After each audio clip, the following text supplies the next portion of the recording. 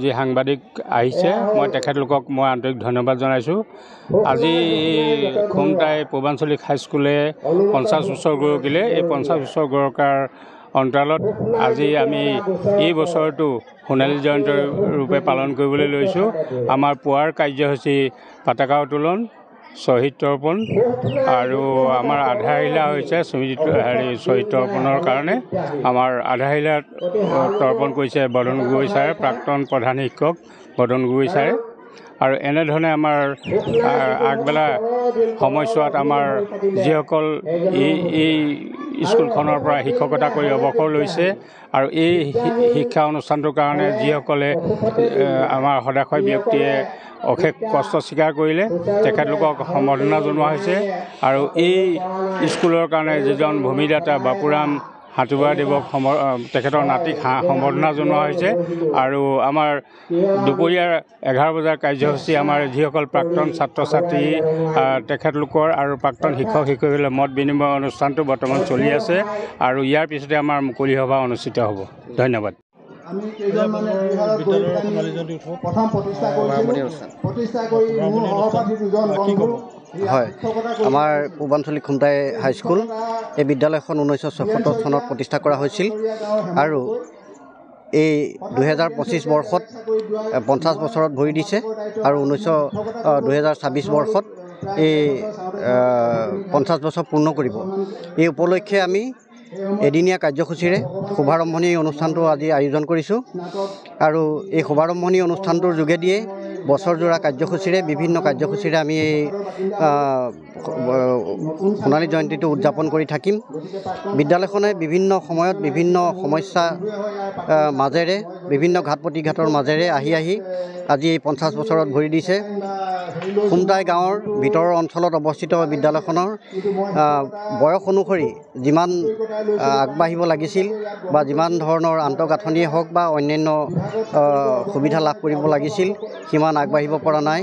আমি আশা কৰিছোঁ এই সোণালী জয়ন্তী বৰ্ষতে আমাৰ বিদ্যালয়খনে যিখিনি অভাৱ অনাটন আছে সেই অভাৱ অনাটনসমূহ আমি ৰাইজৰ তথা প্ৰাক্তন ছাত্ৰ ছাত্ৰী, প্ৰাক্তন শিক্ষক শিক্ষয়িত্ৰী তথা বিভিন্ন সংগঠনৰ বা চৰকাৰী পক্ষৰ যোগেদি আমি এই অভাৱ অনাটনসমূহ সমাপন কৰিব পাৰিম আৰু যাৰ যোগেদি এই অঞ্চলটোৰ বৃহত্তৰ অঞ্চল কচু কাবৰু, খুমটাই, শিয়ালখাটি, দোলাখৰীয়া, মৈদামণি, কঠীয়াতলি, ভুলুকিটিং এই গোটেই বৃহত্তৰ অঞ্চলটোক জ্ঞানৰ পোহৰ বিলাই থকা এই পূৰ্বাঞ্চলিক খুমটাই উচ্চ মাধ্যমিক বিদ্যালয়খনে এই 50 বছৰত যাতে সফলতাৰে অভাৱ অনাটনসমূহৰ জোৰা মাৰি এখন জিলাখনৰে নহয় ৰাজ্যখনৰে এখন জাকত জিলিকা বিদ্যালয় যাতে পৰিণত হ'ব পাৰে এয়ে কামনা কৰি আজি এই 8 এপ্ৰিল তাৰিখে আমি সোণালী জয়ন্তী শুভাৰম্ভণি অনুষ্ঠানটো আয়োজন কৰিছোঁ।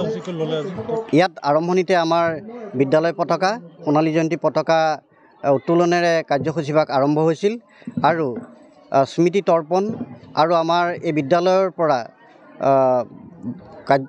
শিক্ষক বা কৰ্মচাৰী হিচাপে প্ৰয়াত হোৱা যিসকল শিক্ষক কৰ্মচাৰী আছিলে তেখেতসকলৰ শ্ৰদ্ধাঞ্জলি অনুষ্ঠানটি কৰা হ'ল আৰু বিদ্যালয়ৰ এই সোণালী জয়ন্তীৰ অনুষ্ঠানৰ লগত সংগতি ৰাখি আমি এটি বিনামূলীয়া চিকিৎসা শিবিৰো আয়োজন কৰিছিলোঁ আৰু আমাৰ কাবুৰগাঁও প্ৰাথমিক স্বাস্থ্য কেন্দ্ৰৰ পৰা চিকিৎসক আহি পেলাই আমাৰ এতিয়াও এই চিকিৎসা কাৰ্য চলাই আছে।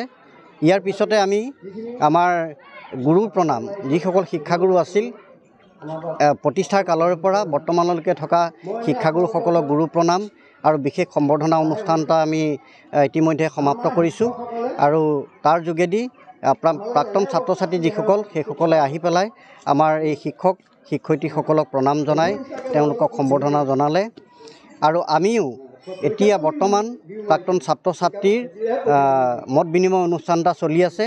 ইয়াত আমাৰ দূৰ দূৰণিৰ যিসকল ছাত্ৰ ছাত্ৰী প্ৰাক্তন ছাত্ৰ ছাত্ৰী দূৰ দূৰণিলৈ বিভিন্ন বিবাহ সূত্ৰে বা অন্য কৰ্মসূত্ৰে আছিল তেওঁলোকো আহি আজি উপস্থিত হৈছেহি। আজি আমাৰ খুব আনন্দ লাগিছে, খুব সুখী হৈছোঁ আৰু এই মত বিনিময় অনুষ্ঠানৰ পিছতেই আমি এখন মুকলি সভাৰো আয়োজন কৰিছোঁ। এই মুকলি সভাত আমাৰ বিদ্যালয়ৰ পৰিদৰ্শক মহোদয়, সাংসদ কামাখ্যা প্ৰসাদ তাছা আৰু বিধায়ক ভৱেন্দ্ৰনাথ ভৰালী আৰু জিলা উপায়ুক্তকো আমি নিমন্ত্ৰণ জনাইছিলোঁ, কিন্তু জিলা উপায়ুক্তই ইতিমধ্যে আমাক জনাইছে যে